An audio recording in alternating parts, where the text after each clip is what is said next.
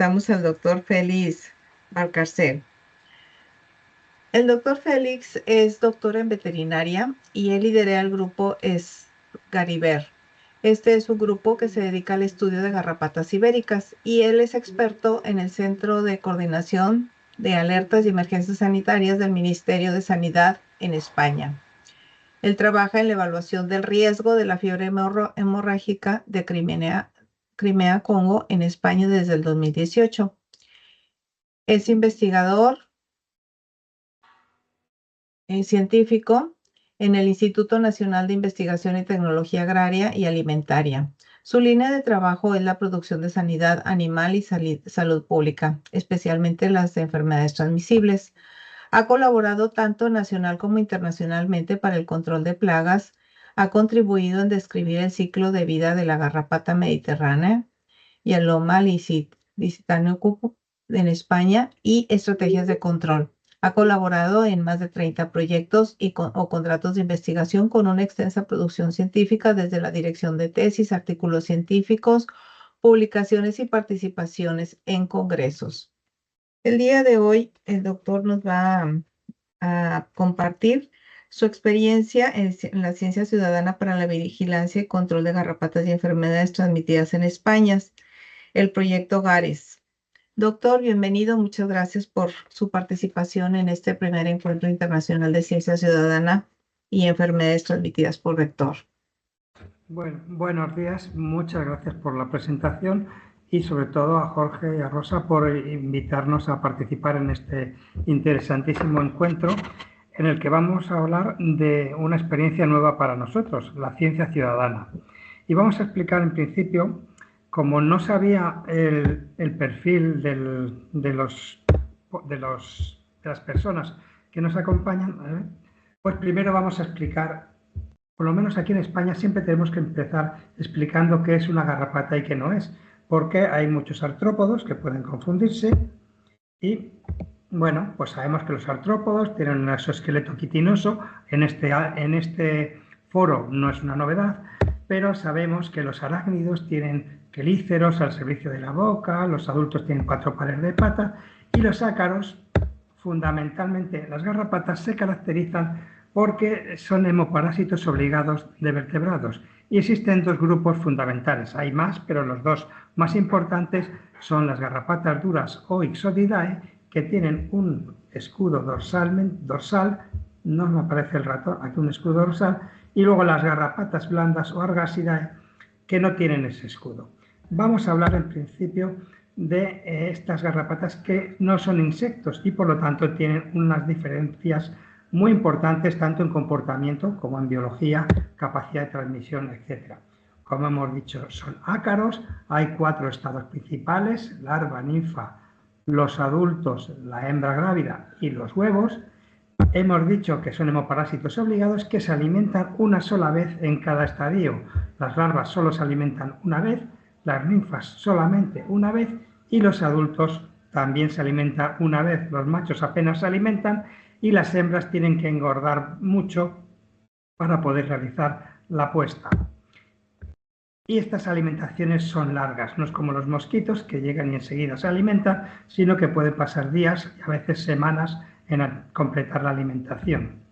Y la importancia es que se adaptan a todo tipo de hospedador y hábitat. Allá por donde vayamos en la geografía mundial encuentras una especie o más de una especie de garrapatas adaptadas a las distintas especies animales que allí se encuentren, incluyendo el hombre. En España, las garrapatas que hay son diferentes a las que sí tienen allí en México. Aquí tenemos, bueno, algunas son comunes. Los géneros que tenemos que son potenciales o que son vectores de rickettsiosis son Rhipicephalus y Dermacentor. Hay varias especies. El género Hyaloma, que es endémico, Hyaloma lusitanicum es endémico en nuestro país, está relacionado con la transmisión del virus de la fiebre hemorrágica de Crimea-Congo y algunas otras enfermedades animales como la teileriosis. Ixodes ricinus es la principal especie que está involucrado en la transmisión de la enfermedad de Lyme. Luego tenemos Hemaphysalis con muchas especies, pero que en principio no tiene un papel como vector, al menos en España. Como vemos, todas estas garrapatas son muy parecidas morfológicamente, pero también son distintas. Y estas diferencias no solamente se refieren a la morfología, sino también a su ecología, a su capacidad de movimiento, supervivencia y, por supuesto, en la transmisión de patógenos y en las posibles consecuencias. ¿Y qué problemas tienen las garrapatas? Pues todos los conocemos. Hay una acción directa, la acción patógena, toxicosis, reacción inflamatoria, anemia.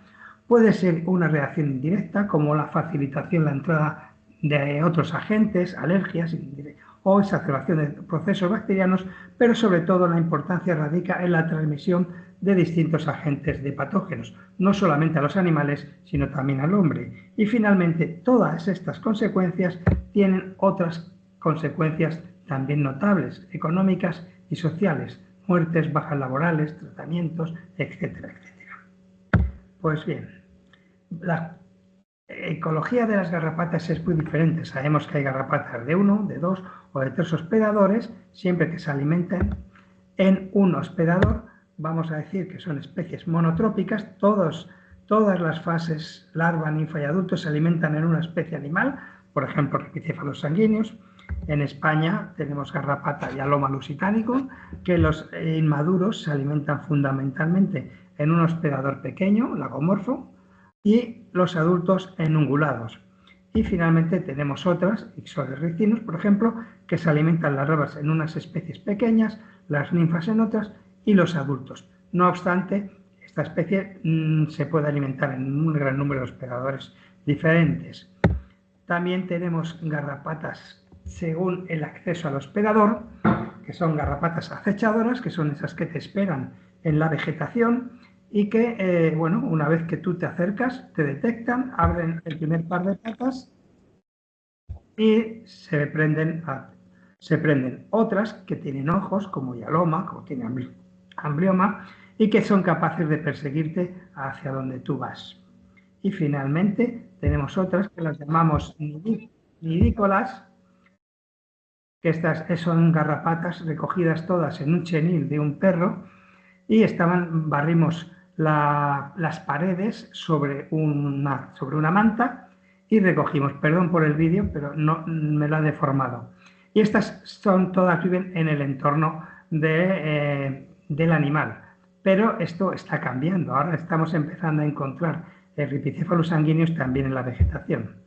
Luego hay otras que son muy poco antropofílicas, no le gustan mucho a las personas, si bien se van a poder alimentar en caso de necesidad. Y hay otras como Ixodes ricinus o como Dermacentor que se pueden alimentar con mucha facilidad, les gusta mucho alimentarse en personas. Y bien, ¿y por qué recurrimos a la ciencia ciudadana? En el año 2016 apareció en España un primer caso clínico de fiebre hemorrágica de Crimea-Congo. Nosotros sabíamos que existía, pero no lo teníamos en España. Entonces el Ministerio se planteó qué estaba ocurriendo para que apareciese esta enfermedad y empezó a desarrollar diversas actividades. ¿Por qué? Porque desde el año 2016 hasta ahora, con goteo, pero de forma continua, van apareciendo casos clínicos en el hombre. Y la mayoría, como vemos aquí debajo, están relacionados con la picadura de una garrapata. Pues bien, el Ministerio creó un grupo de evaluación del riesgo, estudiando la presencia del virus en garrapatas de animales, detectándolo en 7 de las 11 comarcas ganaderas que a priori se habían seleccionado por la posible existencia de la garrapata vectora, según lo que se sabía en la bibliografía. También se estudió en garrapatas de la vegetación. ¿Por qué? Porque, claro, cuando nos pidieron consejo le preguntamos que si esto era peligroso o no era peligroso y nosotros dijimos, bueno, las garrapatas de la vegetación son las que se pueden prender en el hombre, son en realidad las que pueden transmitirlo. Y volvimos a encontrar el virus en pocos lotes, pero lo pudimos encontrar. Además, se buscó el grado de contacto de esta enfermedad con los animales en diversas posibilidades ecológicas. Así se estudió el virus, la presencia de los anticuerpos, en sitios donde el virus se había detectado en garrapatas de animales o en garrapatas de vegetación.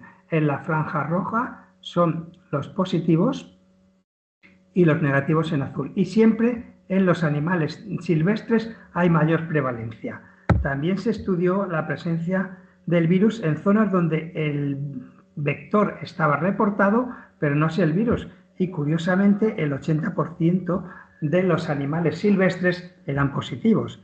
Y también se buscó la presencia del virus en zonas donde no estaba el vector. Y en este caso hubo más positividad en los animales domésticos. Ante esta situación, el Ministerio se planteó empezar a estudiar con más profundidad el problema de esta enfermedad. Sin embargo, llegó el COVID y durante el COVID pues, se paralizó todo. Evidentemente, como había casos, pues una vez que se detectaba, se hacía el estudio clínico, se estudiaba la presencia de garrapatas en vegetación o de garrapatas de animales de la zona y en ellos se realizaba serología en los animales y se trataba de detectar el virus tanto en la serología como en las garrapatas.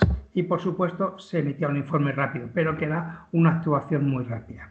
Y fue a finales, bueno, ya en el 2023, cuando el Ministerio nos hizo la consulta de si las garrapatas estaban extendiéndose o si las garrapatas habían más o menos que antes. Y como le dijimos que no lo sabíamos, porque en España hay varios grupos que trabajamos con garrapatas, pero teníamos un entorno de actuación muy pequeña. Entonces nos propusieron este estudio para realizar varias cosas.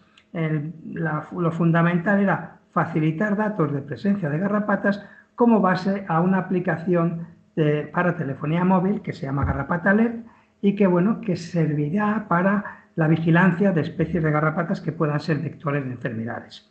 Bien, pues en este proyecto el objetivo principal era hacer el mapa de lo que ocurría en España. ¿Por qué? Porque existían mapas amplios como los del ECDC que eran muy buenos a nivel internacional, pero a nivel local no nos servían. Esta es la silueta de la Comunidad de Madrid en el centro de España y, según el ECDC, estaría por todos los lados. Y nosotros sabemos que solamente en la zona norte está distribuida la garrapata vectora. Luego tuvimos que formar un equipo. Esta es importante fue para nosotros porque pudimos colaborar con todos los que trabajábamos en España en garrapatas en ese momento y que sin saber de qué iba bien el proyecto se pusieron a nuestra disposición. Luego, por supuesto, también un grupo de expertos en enfermedades transmitidas por garrapatas, pertenecientes al Instituto de Salud Carlos III. Y luego, como era un proyecto que solo nos lo iban a financiar durante 6 meses, recurrimos a la ciencia ciudadana para buscar colaboraciones. Entonces, a través de un código QR, pues solicitamos la ayuda de los ciudadanos en este proyecto. Pues bien, a través de ese código QR o un link, depende lo mandábamos a los ciudadanos y el que quería participar entraba en un formulario Google en el que se les hacía una serie de preguntas acerca de su capacidad o su conocimiento sobre las garrapatas, las enfermedades que transmiten y sobre todo si querían colaborar. Si querían colaborar, pues por mensajería les mandábamos un kit que básicamente eran unos tubos con alcohol para la conservación de las garrapatas, instrucciones de cómo recogerlas, cómo enviárnoslas, etcétera, etcétera. Pues bien, después, claro, íbamos a trabajar en toda España, se supone, pues desarrollamos unos protocolos comunes, tanto para la recogida de garrapatas de vegetación, recogida de garrapatas de animales, cómo conservarlas, cómo enviarlas, etcétera, etcétera. Y la parte técnica del trabajo era, pues, recoger garrapatas, bien por el equipo científico, bien por el equipo ciudadano. Lo primero que hacíamos era identificarlas a partir de las claves de diagnóstico habituales. Una proporción se utilizaba para la búsqueda de patógenos, otra proporción la guardábamos para estudios filogenéticos y otra parte la tenemos preservada por si hay que hacer algún otro tipo de estudio. Y todas contribuían a la formación del mapa. Pues bien, claro, el Ministerio quería difundirlo y entonces pues tuvimos que hacer un esfuerzo de difusión de resultados y de concienciación del interés sanitario de estas garrapatas. ¿Por qué? Por un lado, para recoger y segundo, para informar de lo que eran las garrapatas, quitar miedos y prevenir de los peligros reales. Entonces, bueno, enviamos correos electrónicos a los colegios veterinarios, asociaciones de personas o de grupos de riesgo, etcétera. Y también de forma presencial, pues íbamos a los congresos científicos en los cuales pues, nos poníamos ahí un cartelito con nuestro proyecto, ¿quieres colaborar? ¿Qué estamos haciendo esto? Etcétera, etcétera. Pues bien, hasta que no hubo una primera información en una web sectorial de ganado ovino, no empezó a difundirse de verdad el proyecto. A partir de ahí, pues publicamos una noticia en el Consejo Superior de Investigaciones Científicas y toda la población empezó a concienciarse. ¿Por qué? Pues porque nos empezaron a hacer entrevistas en diversos medios, bien en radio, en televisión, en prensa escrita, en podcast, etcétera, etcétera, y hemos podido hacer una gran difusión, siempre tratando de dejar bien claras las cosas, sin alarmismos, que la gente conociese qué era una garrapata, cuáles son sus riesgos, sin pretender meter miedo y sobre todo con información y también buscando la colaboración. Esto nos ha dado lugar a una gran cantidad de datos que tenemos que procesar. Estamos empezando a buscarlas, a redactar las publicaciones, pues porque tenemos una cantidad de datos enorme que nos cuesta mucho procesar. Así, durante el periodo teórico de vigencia del proyecto apenas recogimos unas 9.000 garrapatas, pero bueno, la gente nos seguía preguntando, nos seguía consultando y por nuestra cuenta hemos seguido haciendo, colaborando con otros proyectos que nos han podido permitir ayudar a la financiación, pues hemos ido poquito a poco aumentando el número de garrapatas y actualmente, hasta hace un par de meses, pues ahora tenemos 21.000 garrapatas, pero bueno, en la gráfica tenemos los 5 géneros que son más importantes en España y que vamos a hablar un poquito ahora. La garrapata más importante, sin duda, es Yaloma lusitanicum, que es la más vistosa. ¿Por qué? Porque es una garrapata que te persigue y cuando hay mucho, entonces es fácil de recoger, aparte de que es la más abundante. Luego tenemos otras especies de Rhipicephalus y Rhipicephalus bursa, una garrapata típica del ganado vacuno español, que bueno, pues hubo mucha gente que tenía contacto con vacuno y no la recogía. Luego Dermacentor marginatus y Dermacentor reticulatus, 2 especies nada más. Ixodes, tenemos una gran proporción de Ixodes ricinus, luego veremos la distribución y que es una garrapata muy importante. Y luego Hemaphysalis, que como hemos dicho antes, tenía mucha variedad de especies, pero en una cantidad muy, muy ligera. En la distribución de las especies, pues vemos del Dermacentor, hay una especie que necesita reticulatus, conocemos su distribución mejor ahora. Estas zonas en blanco no es que no exista la garrapata, es que no siempre se ha mostrado ahí. En muchos casos sí, pero luego veremos que no hemos cubierto todas las provincias, pero sí bastantes. Ixodes, vemos que es una garrapata que necesita mucha humedad. Ixodes ricinus, que es la más importante, está prácticamente en la cornisa cantábrica, pero luego, como vemos, también tiene otras diferentes localizaciones puntuales. Allá donde hay una charca que no se seca en verano, un riachuelo que corre un poquito durante todo el año, etc. Hay un pequeño entorno húmedo que permite la supervivencia de las especies del género Ixodes. Hemaphysalis también es una garrapata que está fundamentalmente en la zona norte.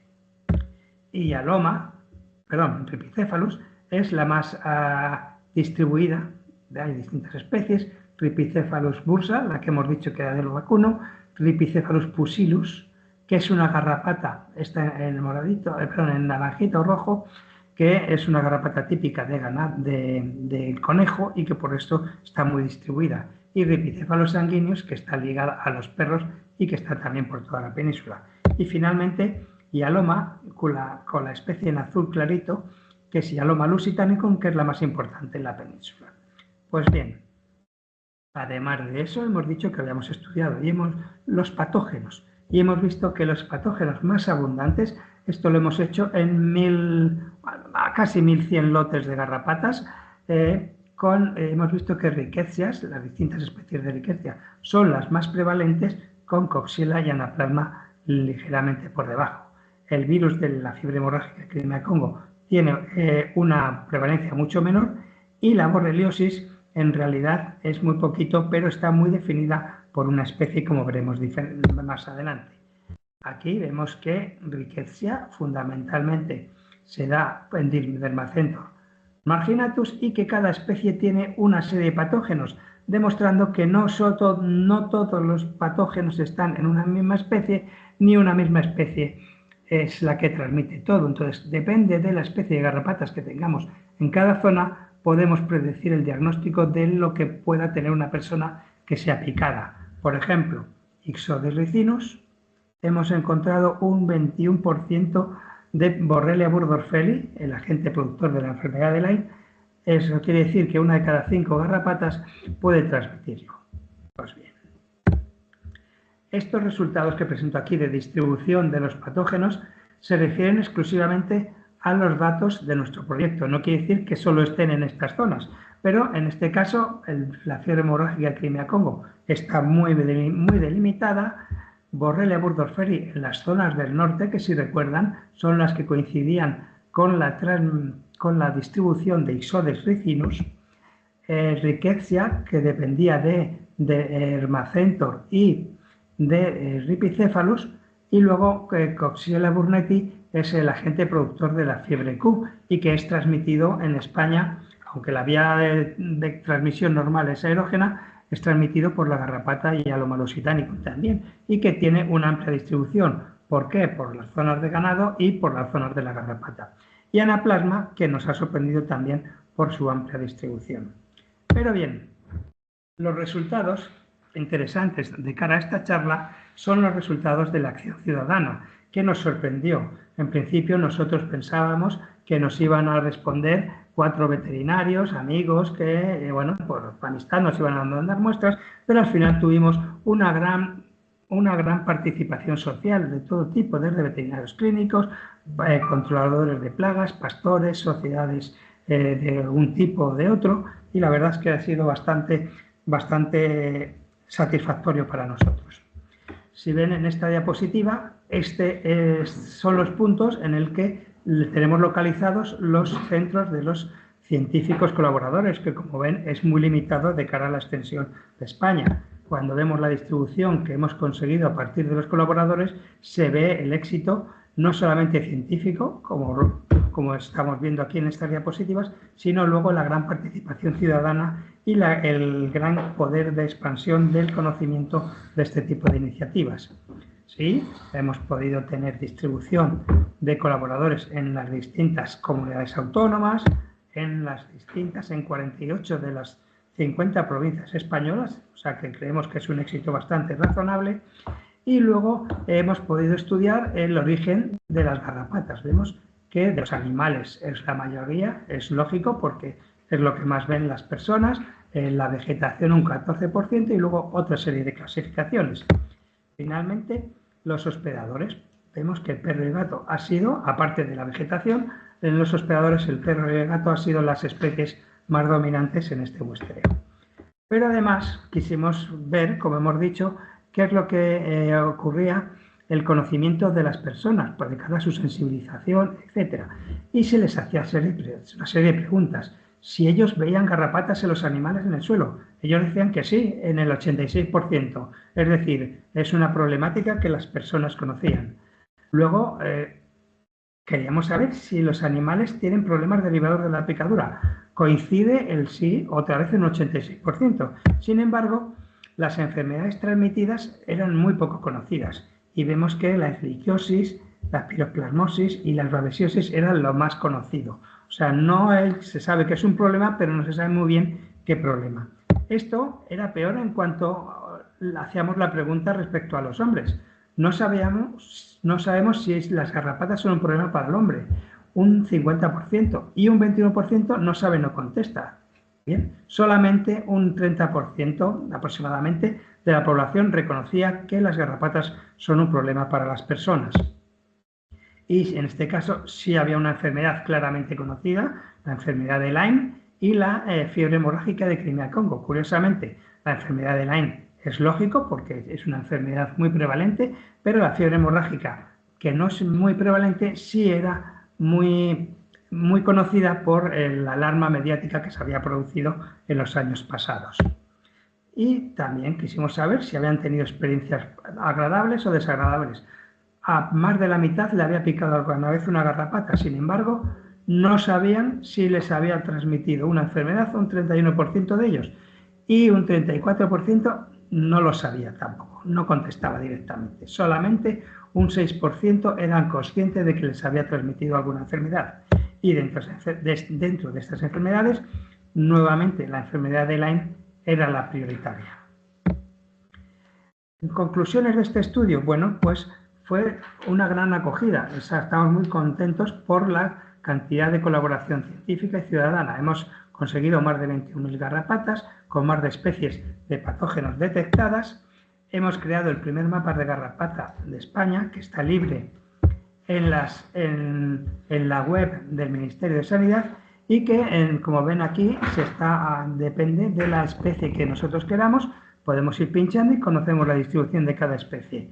Este conocimiento no se ha quedado en un artículo científico ni en una base de datos del Ministerio, sino que está de libre acceso para quien quiera verlas. Y también se han transferido estos datos a la sociedad, tanto a nivel nacional como europeo, al Centro de Control de Enfermedades Europeo, y con ellos también hemos contribuido al Plan Nacional de Prevención, Vigilancia y de Control de las Enfermedades Transmitidas por Garrapatas.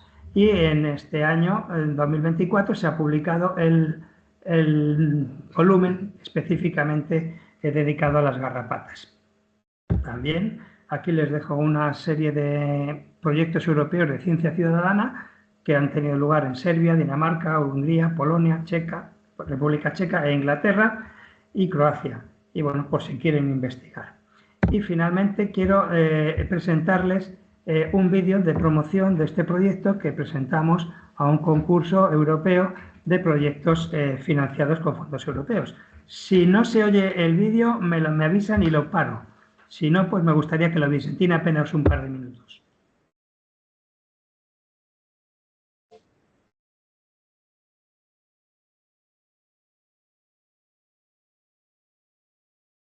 No se escucha, doctor. No se escucha. Bueno, pues siento que no se escuche. Este concurso quedamos finalistas y les dejaré el enlace a YouTube para quien quiera verlo. Pues muchas gracias y les presento a nuestro equipo y espero no haberme pasado y que podamos tener preguntas. Gracias, doctor. Estamos en muy buen tiempo para todavía la participación de los asistentes. ¿Tenemos alguna pregunta aquí para el doctor?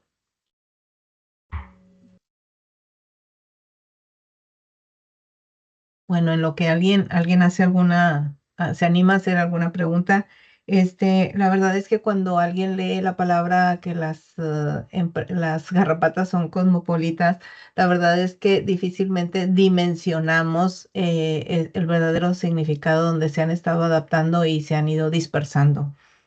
Creo que COVID al final del día nos dejó cosas muy interesantes como obligarnos, sobre todo a las personas que ya tenemos más de cierta edad, a adaptarnos a estas nuevas plataformas digitales. El doctor Jorge, organizador de este evento, pues es de las nuevas generaciones. Usted y yo no tanto. Entonces, aquí es muy interesante cómo los científicos estamos integrando estas herramientas para llevar a cabo la divulgación. Y creo que algo que no se divulga, las personas, la comunidad en general y en todo el mundo, no generan conciencia. Y las garrapatas ya vimos todas las enfermedades que transmiten. Entonces, definitivamente es una herramienta muy valiosa. Muchísimas felicidades, doctor, por esta presentación y sobre todo por esta herramienta tan útil que dejan hacia la comunidad, donde todos podemos conocer más de cómo está la situación en España y bueno, pues ojalá y que este tipo de herramientas se extrapolara a otros países. Claro, es fundamental que, no que se extrapole esta, sino cualquier otra, porque cuando nosotros nos preguntan ¿qué hacer para controlar las garrapatas? Pues el problema es que cada garrapata es diferente, son como un burro y un caballo, son especies distintas, tienen diferente comportamiento y diferente riesgo para las personas y para los animales. Es fundamental conocer cuál es la distribución de cada una de ellas en nuestro país y en función de eso, pues saber qué patógenos llevan y cuál es el riesgo real, porque si no, no puedes No puedes acabar con ellas directamente, pero sí puedes prevenir los efectos que producen. Así es, doctor. No, pues no tenemos preguntas por aquí. Apreciamos mucho toda esta charla que usted nos ha compartido y esta actualización de cómo se encuentra la distribución de las diferentes especies de garrapatas, pues en España y algo de Europa. Y creo que muy valiosa su última diapositiva, donde nos invita a ver otras aplicaciones que están en Europa. Pensando en que, bueno, pues ¿por qué no hacer algo acá por América también, verdad? Yo creo que sí, que sería muy interesante. Ujú. Muchísimas gracias, doctor. Felicidades, excelente ponencia. Muchas gracias.